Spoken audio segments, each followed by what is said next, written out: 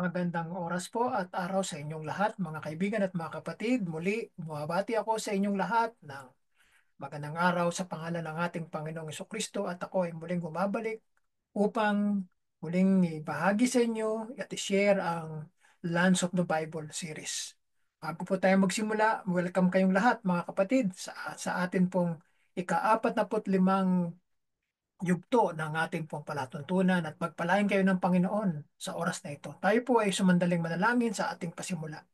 Ama naming banal na Diyos, narito kami at papasalamat upang ikaw ay aming purihin at pasalamatan sa iyong kabutihan sa amin, Panginoon.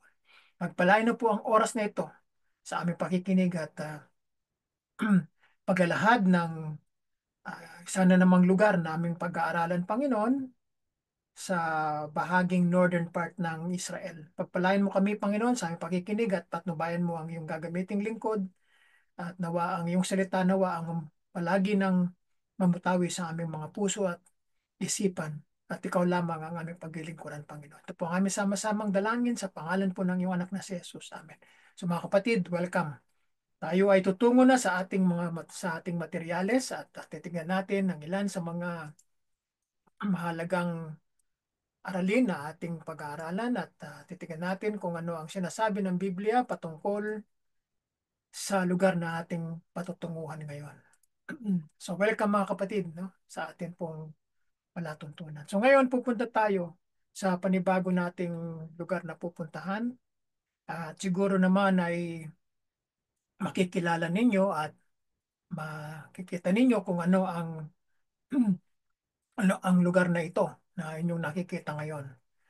Um, Siguro bago sa atin ang larawan, ngunit ito ay kakaiba kapag inyong napuntahan, no? So titingnan natin muli isa pa. Ayan, medyo maganda ang pagkakuha rito sa harapan. So mga kapatid, ito ay ang lugar ng Nazareth. So tutungo tayo sa Nazareth at ito ang pinaka harapan ng sentro ng bayan ng Nazareth sa ating panahon ngayon. So dito kami nagpunta noong 2018 dito sa lugar na ito, sa daan, patungo doon sa taas hanggang sa kami makarating dito sa loob ng simbahan na ito na iniaalay sa Panginoong Kristo at sa Holy Family. So ngayon titignan natin kung ano ang sinasabi ng banal na kasulatan tungkol sa lugar na ito ng Nazareth. So alam natin na ang Nazareth ay malaki ang ginampanang lugar sa buhay ng ating Panginoong Kristo, ganun din ang Bethlehem, no? So ang Bethlehem ay kanyang lugar ng kanyang kapanganakan at ang Nazareth naman ay ang lugar kung saan siya lumaki at nagbinata, no?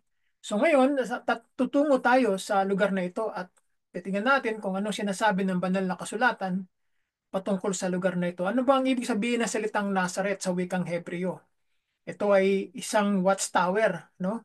Isang nakatayong tumitingin sa malayo, no? Yan ang ibig sabihin ng salitang Nazareth. Ito ay maaaring nangangahulugan ng isang tore ng bantay, no? Nakabantay siya.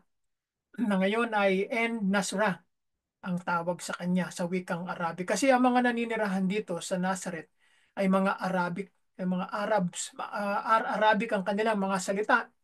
At ang mga halos majority ng mga tao dito sa Nazareth ay mga Arab.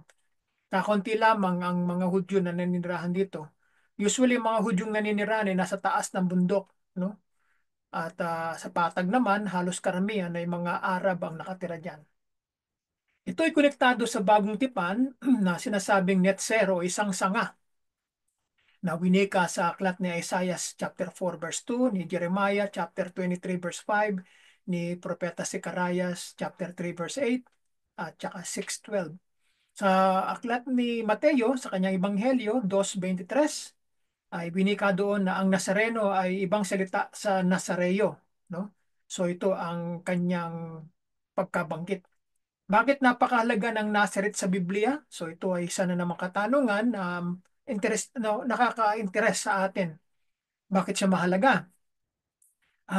Sapagkat ang Nazareth ay ang lugar ng pagpapahayag, no, proclamation, ang sandaling sinabi ng Anghel Gabriel kay Maria na isisilang niya ang ating Panginoong Kristo. Ayon sa aklat ni Mateo na si Maria at saka si Jose ay tumakas sa Bethlehem, tahanan ng mga ninuno ni Jose, patungo sa Ehipto. No, nung malaman nila ang banta na gustong patayin ni Haring Herodes na dakila ang ating Panginoong Kristo, kaya naman sila ay nanggaling, tumakas, galing sila ng Bethlehem patungo ng Ehipto.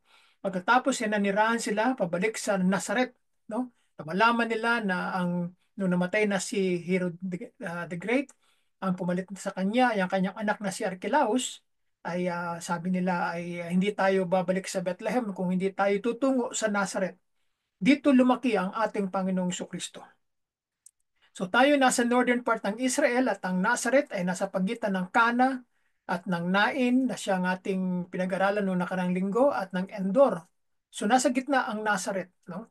Ang Nazareth ay paboritong puntahan ng Panginoon sapagkat taga dito siya, ngunit ang nakakalungkot ay hindi siya tanggap ng kanyang mga kababayan. Kaya naman hindi siya nakagawa ng mga miracles dito sa lugar ng kanyang hometown sapagkat hindi naniwala at nanampalataya ang kanyang mga kababayan. So dahil dito ay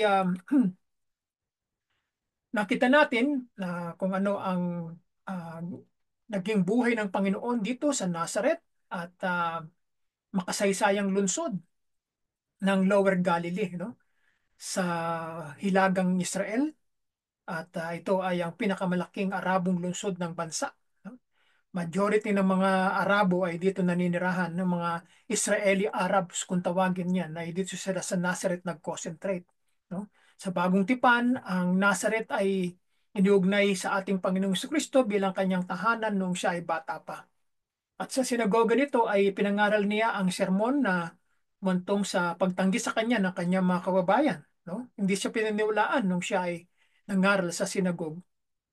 Sinabi ni Mateo sa kanyang aklat 2:23 na ang ating Panginoon Kristo ay dumating at nanirahan sa isang lungsod na tatawag na Nazareth.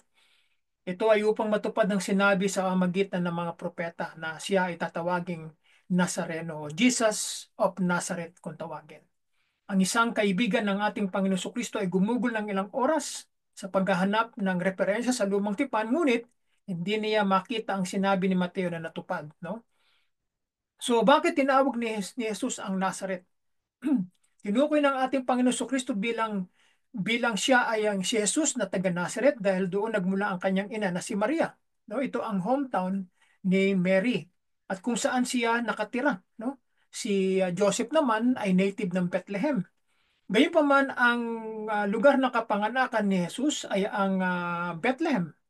At ang sinaunang kasulatan ay nagsabi na ang Mesiyas ay magmumula sa Bethlehem ng Juda, kung saan ang ating Panginoon Kristo ay technical na ipinanganak doon. Sa gayon ay tinupad ang hula ayon sa Kristyanismo na dito ipapanganak ang Mesiyas. No? Ito na yung background ng ng Nazareth. At medyo nasa pagitan siya ng mga bundok ay mga mount, no? Kasi ang Israel ay napapalibutan ng maraming mga bundok, no?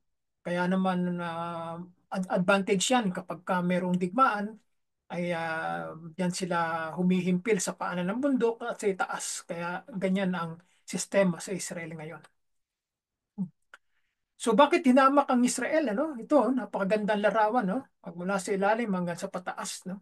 Ang unang bagay dito ay ang Nazareth ay isang bayan na nakararami sa mga hintil.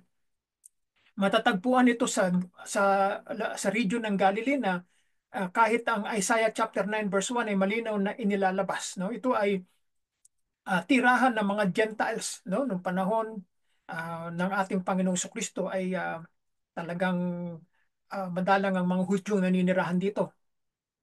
Ang mga Hudyo bilang isang piniling bansa, no, ng Diyos ay nakikita nila ang lungsod o bayan mula sa pananaw ng karamihang naninirahan dito bilang mas mababa sa antas at medyo hinamak, no?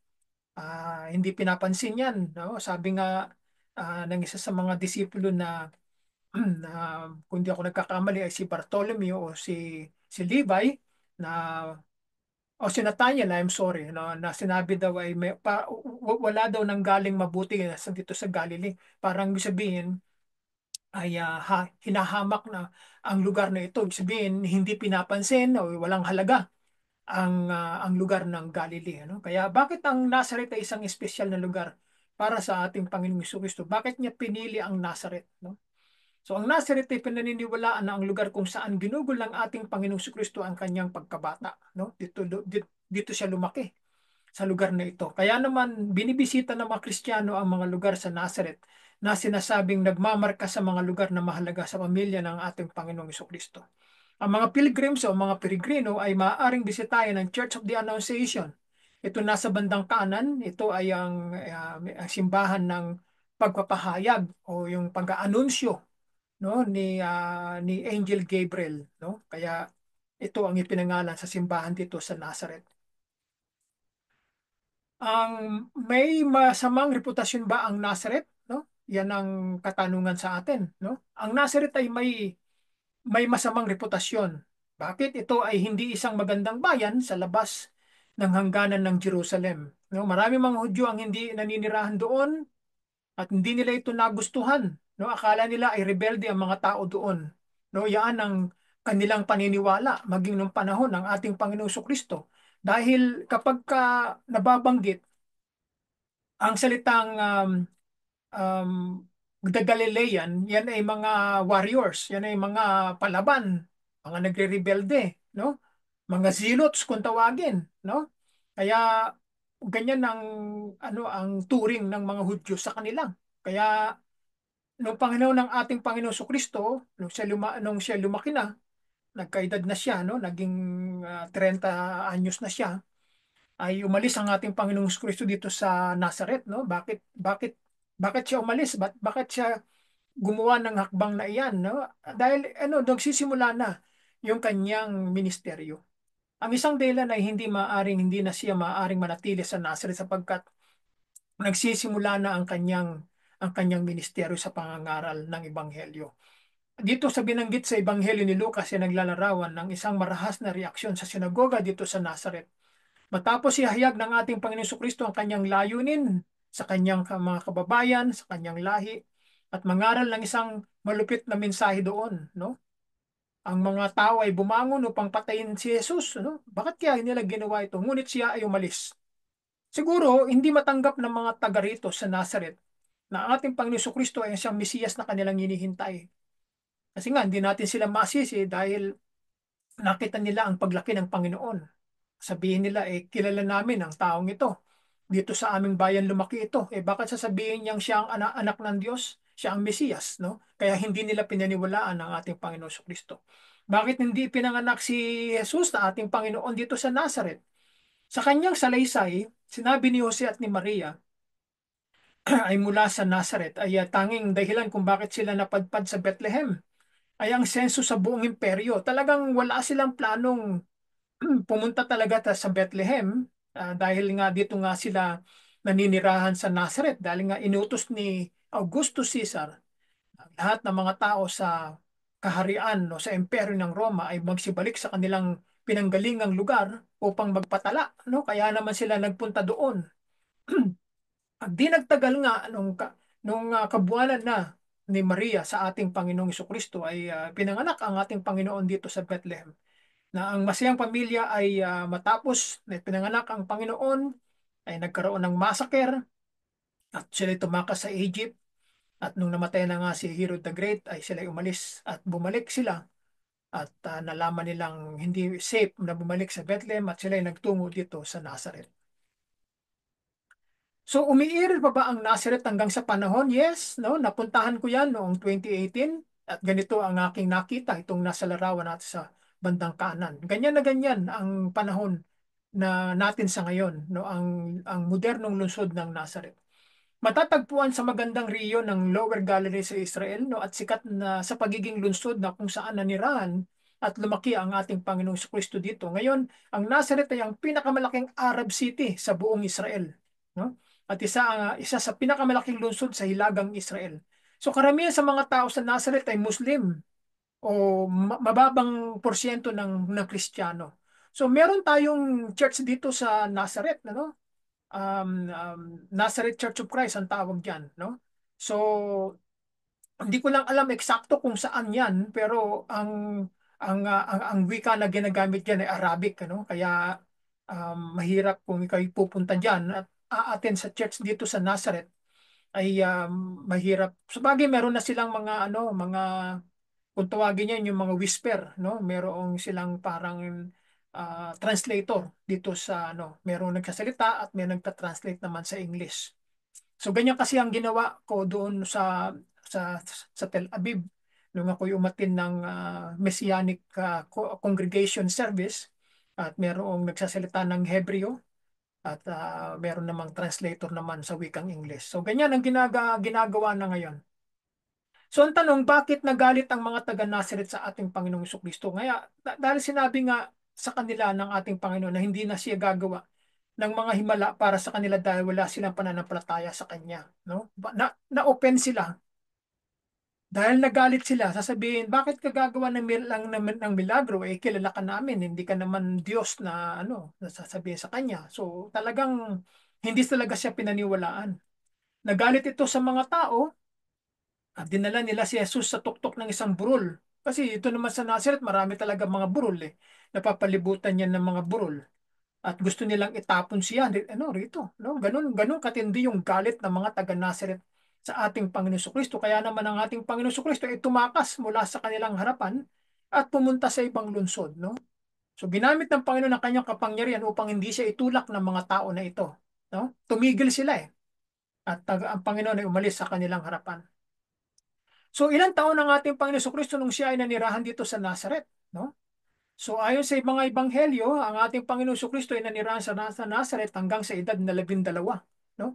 Mula nung siya ay pinanganak, natatandaan natin, 'di ba, nung sila ay pumunta sa Jerusalem in the age of 12, 'di ba? At nawala ang Panginoon sa ano, by the way na sila ay matapos na yung kanilang inatinang pista ng mga Hudyo, ay umuwi na sila. After 3 days, hindi na malayan ni Jose at ni Maria kung nasaan ang ating Panginoon Kristo, no?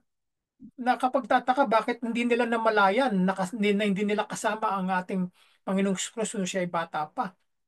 Nalaman lang after 3 days, paano nangyari yon? Kaya nangyari, bumalik sila sa Jerusalem at hinanap ang ating Panginoong Kristo. At doon nga ay ano, nakita nila doon sa templo, no? Nagtuturo kasama ng mga rabbi, ng mga teachers, no? Na nakikipagtalakayan ang ating Panginoong Kristo sa murang edad na 12 ay talaga namang kamangha-mangha ang kanyang karunungan. Pagkatapos may mga 18 taon na walang mga tala, no? Um, from uh, from the ages of 12 hanggang 30 years old, talaga namang walang natalang kasaysayan o kwento na binanggit sa mga ebanghelyo. Sa tahimik yan eh. Yung tinatawag na 18 years of silence. Walang ano diyan, walang natala. At nung lumabas na ang Panginoon sa edad na 30 anyos, ay doon na siya nagsimula ng kanyang ministeryo. So ang mga taong ito ay tinatawag na mga nawawalang taon ng ating Panginoong Kristo, kaya ang pagbibinata ng ating Panginoon ay nanatili na isang misteryo, no, mystery yan. Wala tayong makikitang ginawa ng Panginoon sa 18 taon na iyan. Anong wika ang sinalita ng Panginoon na kanyang palaging sinasabi at pinapangaral, no, dito sa Galilee? Ay ang wikang Aramaic. Yan ang wika ng region ng Galilee, no? Sapagkat ang Galilee ay Gentile territory, no? Yan ang wika ng Galilee, Aramaic. At ang wika naman ng Judea, ng Jerusalem ay Hebrew, no? Yan ang wika ng dalawang region na iyan. Yung parte ng Samaria at saka Galilee ay Aramaic ang salita dyan. So ang Aramaic ay mas kilala bilang ang wikang sinasalita ng ating Panginoong Kristo. Ito ay isang Semitic na wika na nagmula sa gitnang Euphrates, no? Yan ang wika ng Iraq nung unang panahon, ng Iran, no? Yung tinatawag na the cradle of the civilization. So yan ang wikang ginagamit nila, maging ang Syria, no? Yan ang wika na ginagamit ng mga panahong yan. Noong 800 to 600 BC, kumalat ito mula roon hanggang sa Syria at Mesopotamia na siyang Iraq sa panahon natin ngayon. So ang pinakamatandang na-preserbang mga inscriptions ay mula sa panahong ito ay nakasulat sa lumang Aramaic. No? Yan ang katibayan na talagang yan ang ginagamit na wika ng Panginoon nung mga lumang panahon pa. No? So bakit ang Panginoong Kristo ay madalas na tinutukoy bilang si Jesus ng Nazareth o Jesus of Nazareth? Kasi tinutukoy siya bilang Jesus of Nazareth sa maraming dahilan. Sa isang bagay, noong panahon ng Biblia, ang mga tao ay kadalasang nakikilala sa kanilang katutubong lugar o lugar na tinitirhan. Katulad ni Mary Magdalene, di ba? Binansagan siya na Mary Magdalene, ibig sabihin Mary from Magdala. No, yun ang lugar na kanyang pinanggalingan, no? At ano pa, sino pa baga ang mga binabanggit na mga tao, no? So maraming mga iniuugnay, no? Sa kanilang bayan. Kaya ganun din ang Panginoon Kristo. Kasi nung panahon ng ating Panginoon ay maraming mga pangalang Jesus, no? Dito sa Jerusalem ng mga panahong 'yan. Hindi lamang ang Panginoong Kristo ang may pangalang Jesus, kung hindi marami pa. Kaya ang pangalang Jesus ay parang laganap, no? Na parang ano yan, common name, no, nung panahon ng ating Panginoong Kristo. Kaya siya ay binasagan na Jesus of Nazareth sapagkat doon ang galing ang ating Panginoong Kristo. Minsan may binabanggit na Jesus son of John, no? Yan. Ayon kay Josephus ay maraming mga binanggit na mga Jesus ang pangalan. Ngunit hindi yun ang ating Panginoong Kristo, no? Kapangalan lamang niya. Pero nagtataka ako bakit ito ang ipinangalan ng anghel sa ating Panginoong Kristo. Kasi ang kahulugan kasi ng salitang Jesus ay salvation. Yan ang kahulugan ng pangalan ng ating Panginoon. Ang lalaking nagpasa ng krus ng ating Panginoong Kristo nung hindi na niya kaya, nung siya ay nasa Via Dolorosa patungo doon sa bundok ng Kalbaryo, halimbawa, ay meron tinatawag na Simeon na taga Cyrene, no? No? So Simeon ng Sireni kung tawagin. Yung inuugnay siya sa kanyang pinanggalingang lugar na binanggit sa kanyang pangalan at ang kanyang lugar na tinitirhan, no? Binanggit ni Lucas sa kanyang 23 kapitulo at talatang 26, no? So ganyan ang pagkabanggit eh. So ito ang nagpapaiba sa kanya sa lahat ng iba pang Simeon at sa lahat ng iba pang residente ng Sirin na hindi pinangalan ng Simon. So bagamat ang Bethlehem ay ang lugar ng kapanganakan ng ating Panginoong Kristo, ang Nazareth naman ay ang lugar kung saan nanirahan ang ating Panginoon hanggang sa sinimulan niya ang kanyang pampublikong ministeryo. Sa makatuwid siya ay sinasabing sa Nazareth nang galing. No? So yan ang kanyang background. Bakit ang ating Panginoong Kristo ay madalas na tinutukoy bilang ang itong si Jesus of Nazareth? No? Sinasabi nga sa atin ng Matthew 2:23 na pinatira ni Jose ang kanyang pamilya sa Nazareth pagkatapos bumalik mula sa Ehipto kung saan siya tumakas upang protektahan ang Panginoon mula kay Herodes. Upang matupad ang sinasabi sa magitan ng mga propeta na siya ay tatawaging Nazareno. Okay? Ang mga salita dito ay hindi matatagpuan sa alinman sa mga aklat ng lumang tipan at nagkakaroon ng malaking kahirapan sa pagtiyak ng kahulugan ng talatang ito. No? Karamihan sa mga um, komentarista ay sumasang-ayon na ang mga prophecy tungkol sa darating na Mesiyas ay na siya ay magiging mapagpakumbaba ang pinagmulan at hahamakin at itatakwil, no? Ayon kay Propeta Isaiah 53. No? Ang ganun din sa Psalm 22. At ang mga salitang ginamit na siya ay tatawagin ay nangangahulugang kapareho ng siya ay magiging. No? Yan. Nang sabihin ni Mateo, kung gayon, na ang mga prophecy ay natupad, ang kanyang kahulugan ay ang mga hula ng mga propeta na ang Mesiyas ay magiging mababa at tinahamak na kalagayan at tinatatanggihan. No? Yan ang pagkahula sa ating Panginoong Kristo ay ganap na natupad sa kanyang pagiging isang naninirahan sa Nazareth. No? Naranasan niyan. Tinakwil siya ng kanyang mga kababayan, hindi siya kinilala ng kanyang mga kababayan. Ang mga salitang parilalang Jesus of Nazareth o Jesus of Nazareth ay unang ginamit sa Biblia ni Philip na pagkatapos na tawagin ng ating Panginoon Kristo na sumunod sa kanya, na nagsabi kay Nathaniel, no, dalawang alagad ito ng Panginoon, na nasumpungan namin siya na tungkol sa kanya ni Moises at sa kautusan at gayon din ng mga propeta, si Jesus ng Nazareth ang anak ni Jose, no? John chapter 1 verse 45, no? Yan ang pagkabanggit sa ating Panginoon na taga Nazareth. Sa pagkatawag sa kanya na Jesus of Nazareth ay maaaring nagpapahayag din si Philip, no, tungkol sa kababaan ng kanyang, excuse me, kapanganakan.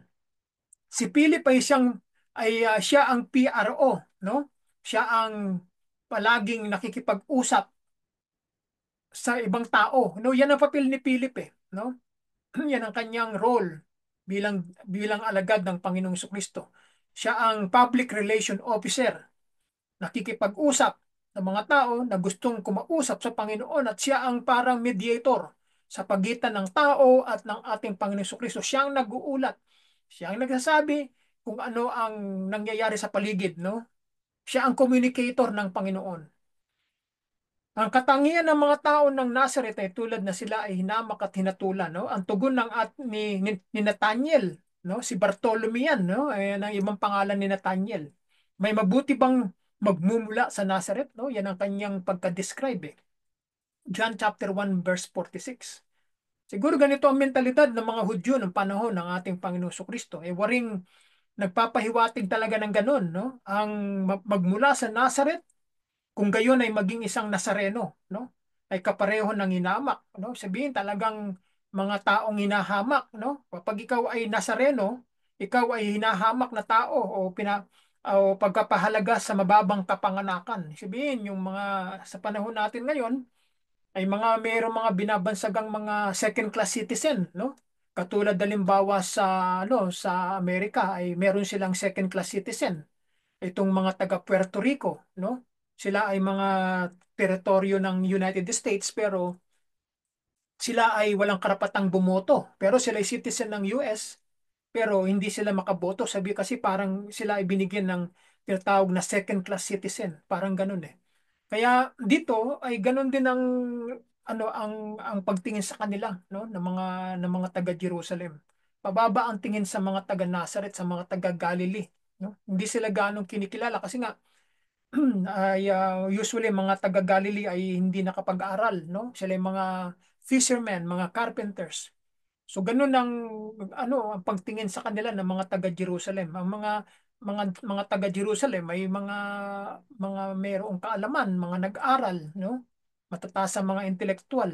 Kaya naman ganun na lang ang paghamak nila sa mga taga Galilee, no? Kaya yan ang isa sa mga anong nangyayari sa panahon ng ating Panginoon Hesus na ang Mesiyas na darating ay upang iligtas ang kanyang mga tao at magiging ugat mula sa tayong lupa na walang anyo o kagandahan. Yan ang dinescribe sa Isaiah chapter 53, no? Verse 1 hanggang sa mga susunod pa mga talata. Siya ay hamak at itatakwil ng mga tao, kung saan itinago ng mga tao ang kanilang mga buka at hindi siya pinarangalan. Ano? Verse 3 ng Isaiah 53. Ang ating Panginoon Kristo na taga Nazareth ay sinilang at lumaki sa mababang kalagayan, ngunit ang kanyang epekto sa mundo ay mas malaki kaysa sino mang ipinanganak bago o mula noon. No? Siya ang dakila sa lahat. Siya ay naparito upang iligtas ang kanyang mga tao, no, umula sa kanilang mga kasalanan, no? Mateo 1:21. Isang gawain na walang ibang makagagawa kundi ang ating Panginoong Kristo lamang, kundi ang Diyos na nagkatawang tao, no? Yan ang ating Panginoong Kristo. Kaya sa kanya ang kapurihan. So mga kapatid, dito ay babahagi ko sa inyo ang ilan sa mga larawan na aking nakuha noong March 21, 2018. Ibabahagi ko sa inyo ang mga larawan na iyan. So, narito ang March 21 nung ako ay pumunta dito, no? 2018. Ito yung video na kuha namin na papasok na kami dito sa loob sa downtown na ng Nazareth, no? Ito mga 2 minutes 50 seconds lamang itong video na ito. So ipapakita ko sa inyo para magkaroon kayo ng idea na kitang-kita natin yung mismong actual na lugar, ano, palibot, ano. Yan ang kagandahan eh, na we have to use the modern technology para makatulong sa atin.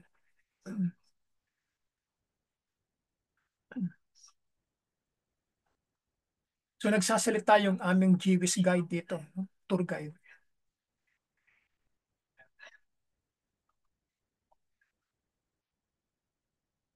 Makikitid ang mga daan eh, kung napapansin ninyo, hindi siya malawak eh, ano? Makitid siya eh.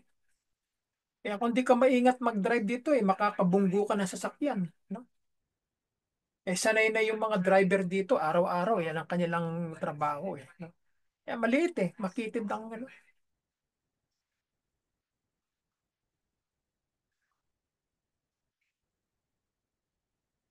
So yan mga kapatid, no? Meron tayong idea na makikita natin sa ating panahon ngayon, no? Ganyan, ganyan na ganyan kung kayo pupunta dito sa Nazareth.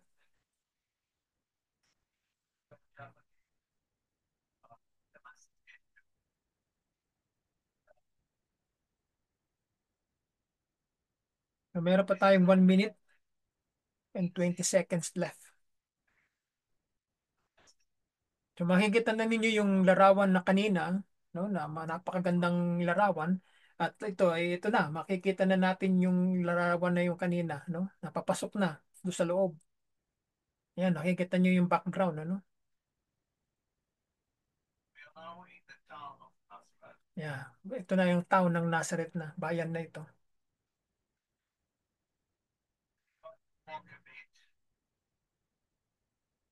Pababa eh, no? Galing sila sa bundok eh. Parang galing kami sa taas eh, mataas na lugar eh. Pababa eh, no? Kita ninyo yung elevation ng lugar, oh. Pababa siya, eh, oh. Ibig sabihin, galing sa taas eh. Maano, maalog yung ano eh, yung loob ng bus. Kasi nga, pababa, no? Ang driver ay palagi niyang pinipress yung brake eh. Kasi nga, pababa eh, no? Kung hindi niya ipipress yung brake, tuloy-tuloy yan eh. Kaya dapat talagang kaya umuuga sa loob ng bus eh. Kaya medyo patag na dito eh.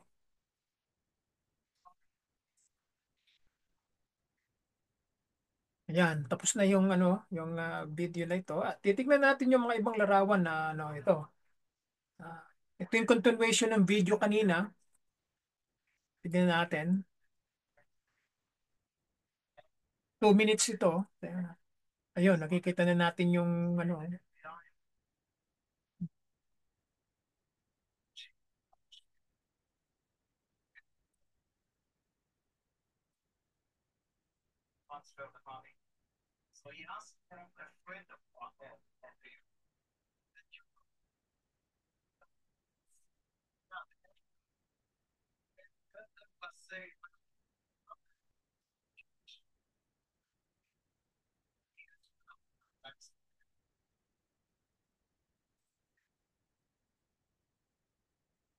Simple lang ang buhay, no? Makikita ninyo, hindi siya gaanong katulad sa ibang bansa.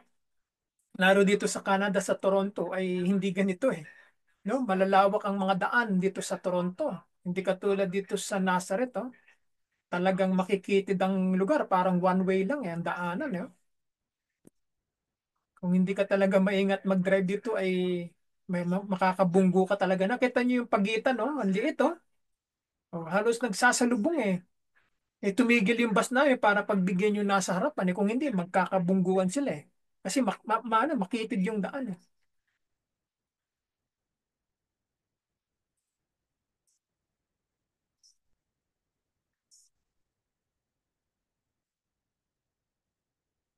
Yan, kita niyo yung ano, oh, napakaliit lang oh, ang way niya oh. Isang ano lang eh, sandaan lang siya eh. Tapos yung mga nakaparadang mga sasakyan eh, talaga namang yung pinakapuwitan ng sasakyan eh, nakaungos dun eh, sa daan eh. Wala, sa liit ng lugar eh. Oh. Hindi, tamang-tama lang talaga sa isang way lang eh. No? Ayan, no? Natapos na yung ating. Ngayon, tingnan natin yung mga, ito pa oh, meron pang video na ako na mga nakuha. Hmm.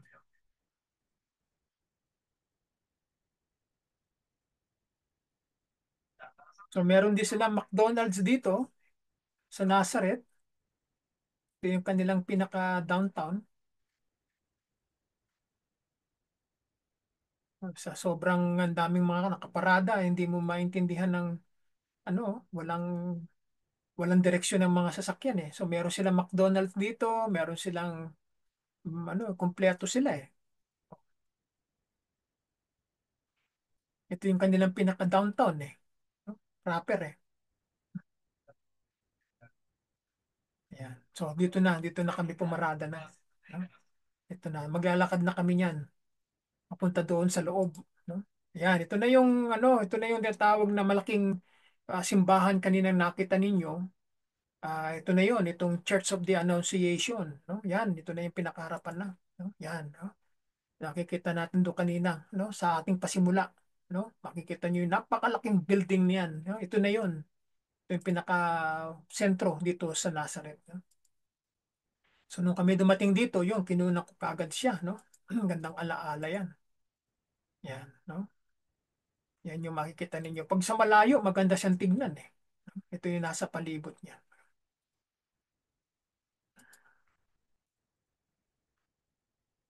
Yan yung panoramic view niya. No? Kita ninyo yung likod. Ito yung nasa loob na ng Church of the Annunciation. Doon sa loob. No? Ang simbahan ay lugar kung saan ginawa ang simbahan na ayon sa tradisyon ng mga Hudyo ay yun ang eksaktong lugar ayon sa kanila na pinangyarihan ng event. Ang ginawa nila, tinayuan nila ng simbahan, pero yung loob ay yun yung actual na lugar ng event na nangyari na wika nila dito daw nakatira ang ating Panginoong Kristo at ang Holy Family sa loob ng simbahan na ito. Dito nga pinangalan na sinabi ni Angel Gabriel na ito nga, no, na ganito ang mangyayari, you know. So ito yung grupo ng mga Filipino Catholics, pilgrims na nagpunta rito sa Nazareth nung kami ay dumalaw dito. Ako lang kasi yung Pilipino na kasama sa grupo na mga Americans, no? At nung makita nila ako, ang sabi sa akin eh, "Oh, anong ginagawa mo diyan? Bakit ikaw lang ang Pilipino diyan sa grupo mo?" Sabi ko sa kanya, "Ay kami galing kasi kami sa North America eh, galing kami ng Canada at saka ng US." Aba, eh, sabi sa akin itong matanda, ay sumama ka na sa amin, ha? Binibiro ako. Sabi niya, hindi nakipagbibiruan sa akin eh. Sabi ko, I wish, sabi ko na makasama ako sa inyong grupo, you know? Ayun, din na hanggang nagkatuwaan kami na sabi niya, sabi ko sa kanila eh, pwede ba tayong kumuha ng ng group picture? Sabi ko, alaala. Oh, sabi niya, halika. Sana sumama ka sa atin. Ayun, kaya nga habang kami nagkukuha na ng picture, eh nagtatawanan, nagbibiruan, nakatingin sa akin eh. Kasi ano daw, ako daw yung kumikero nila, ano? At nagbibigay ng jokes sa kanila. So masaya eh, masaya itong grupo na ito eh.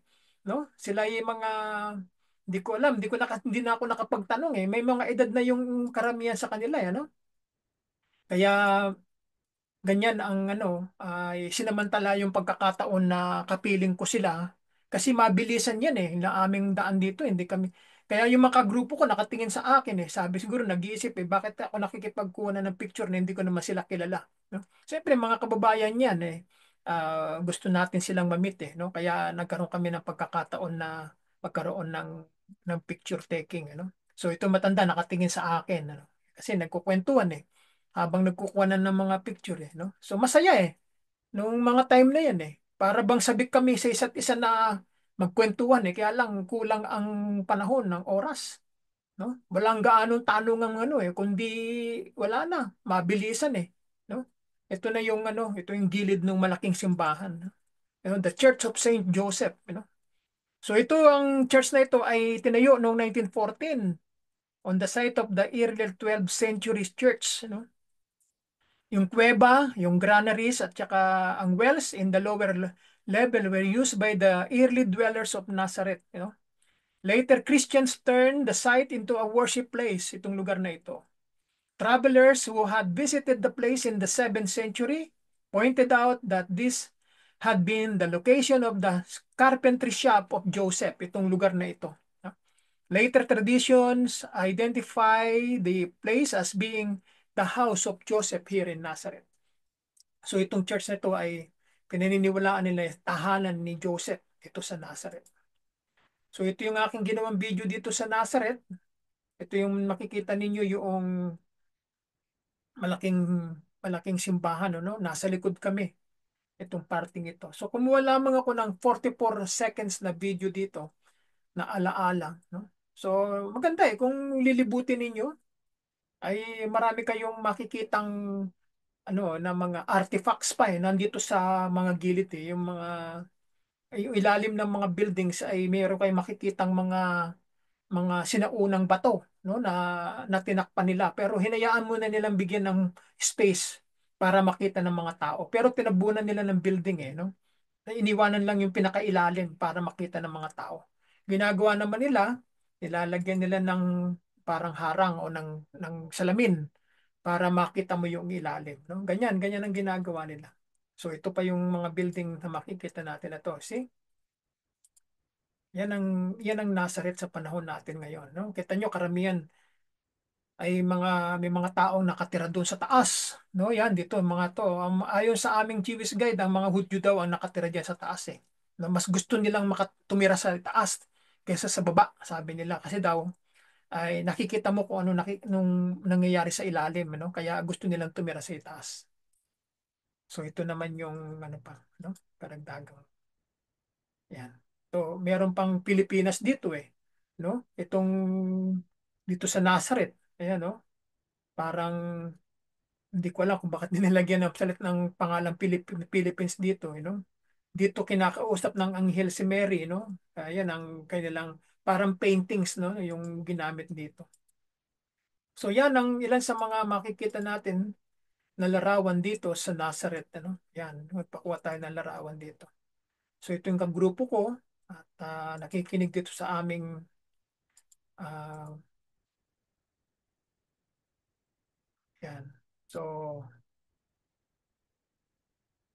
yan ang makikita natin. Ito na yung pinakadaan patungo doon sa itaas. So, dito kami naghintay ng aming bus.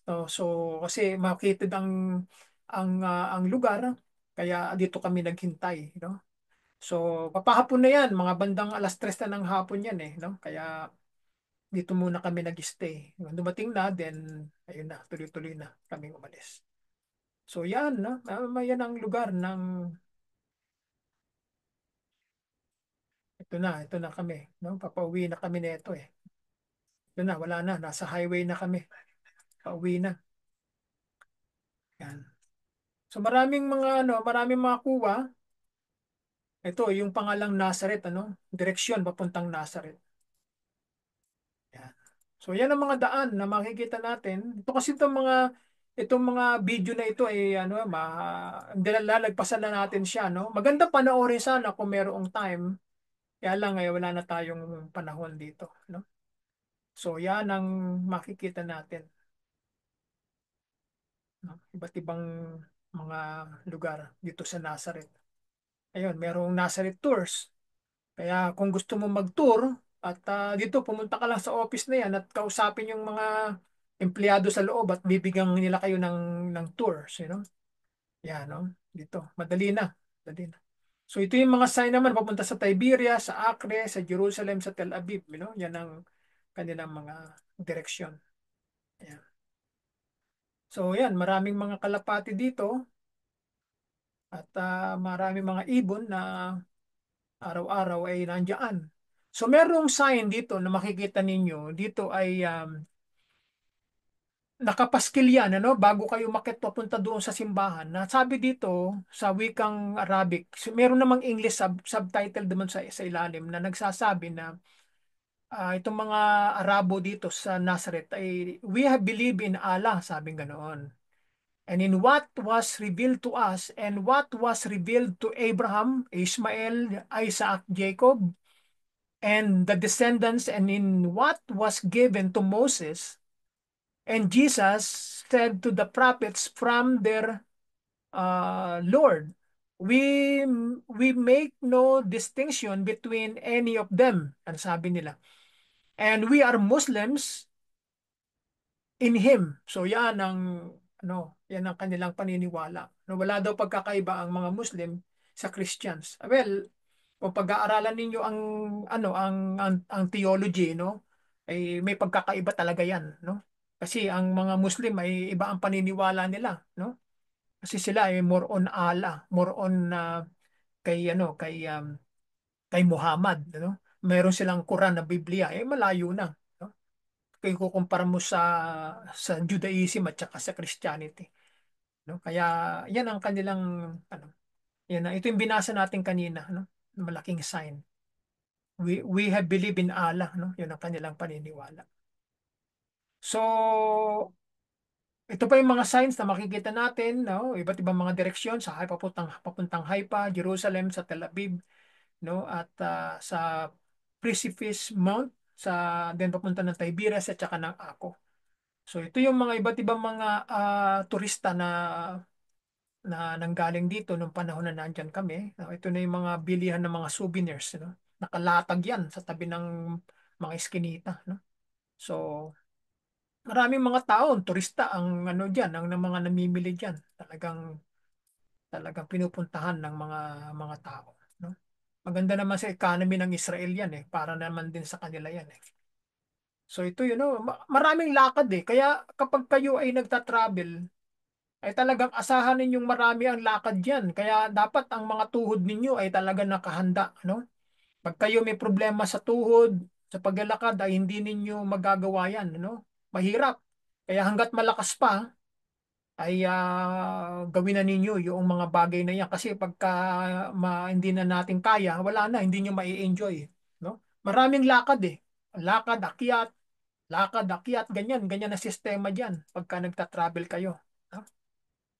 Ito yung Basilica of the Annunciation, yung simbahan ng Katoliko. Ito nga, sinabi dito na dito sa wikang Ingles kasi tatlo ang ginamit na wika dito, Arabic, English at saka Hebrew, yung English na nasa gitna. Sabi dito na and the word became flesh. Historians tells that the grotto and its surroundings, being the site of the Annunciation, were turned into worship place in the first and second century. Early sources referred to the place as being the house of the Virgin Mary, no? Itong mismong Basilica of the Annunciation. Yung ilalim niyan, yung loob niyan ay pinaniniwalaan ng mga tao, ng mga naninirahan dito na siyang bahay ni Mary, no? What supports this claim are the numerous inscriptions on the walls mentioning Mary, which were left by pilgrims and visitors in the early Christianity. So in 4th century, 427 AD, the first Byzantine church was built on this site. In the 12th century, a crusade church was built over the ruins of the Byzantine church. So the current basilica, consecrated in 1969, is built over the grotto and the ruins of four earlier churches. So yan ang makikita ninyong sign dito. So yan. So kaya pala malaking ginawa nilang napakalaking ano simbahan, yan, napakalaki. Malawak yan kung makikita ninyo. Ito ay pinaniwalaan nila na mismong actual na bahay ni Mary dito sa Nazareth. So yan ang palibot, makikita natin. Ito yung loob ng Church of the Annunciation sa loob.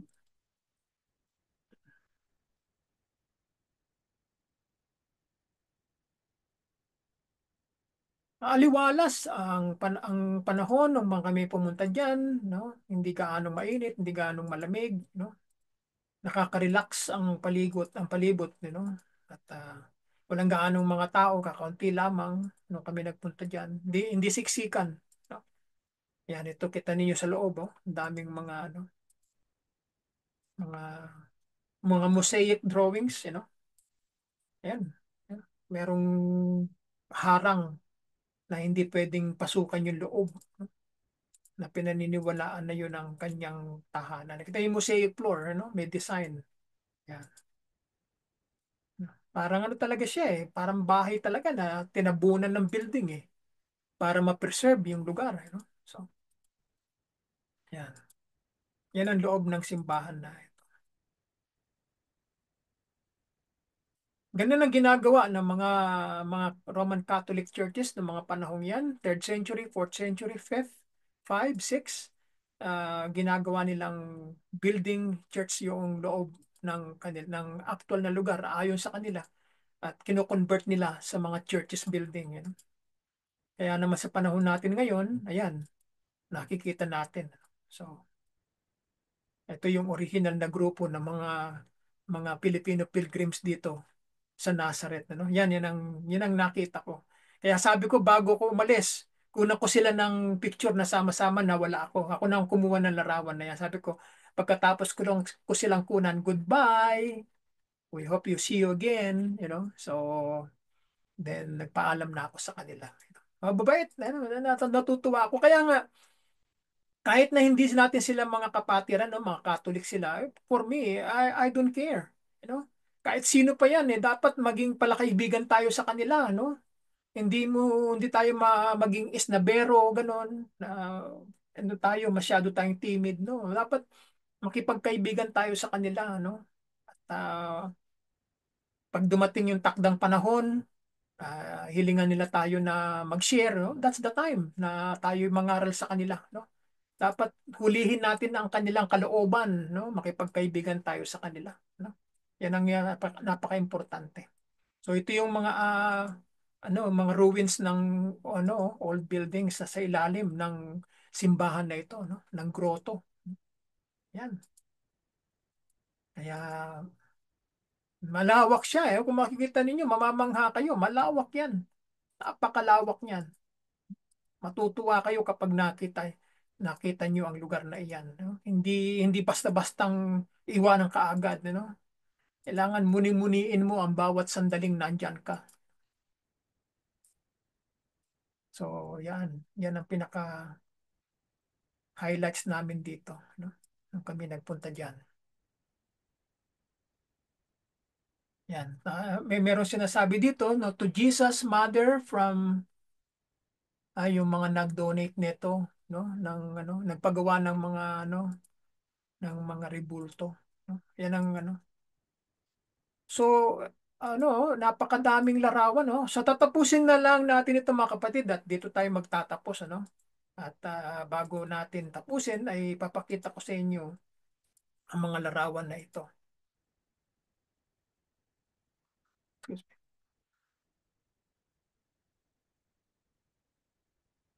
Once in a lifetime mga kapatid, na makita yung mga larawan na yan, mga lugar na yan, ano? Minsan lang darating sa buhay ng tao yan.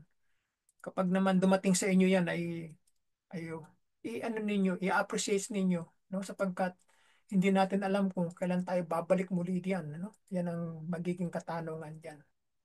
Ito ang tinatawag na the ancient village of Nazareth. Yan. Itong lugar na ito na kanilang pinoprotektahan. No? Yan, yung mga lugar na yan. Maaaring yan ang mga sinaunang lugar ng Nazareth, no? Na kanilang pinireserve. Ito naman sa Bethshan yung nakita natin na yun. Yan.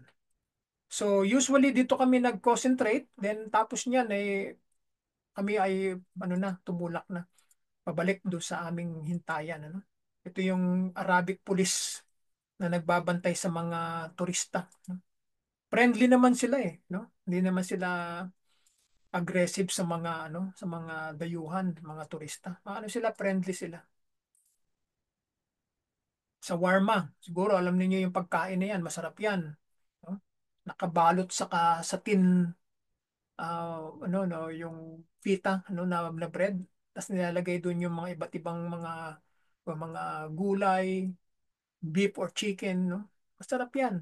Pag kayo nagpunta dito sa Middle East, lalo sa Israel, yan palagi kong ino-order pag ako'y nagta-travel, ano?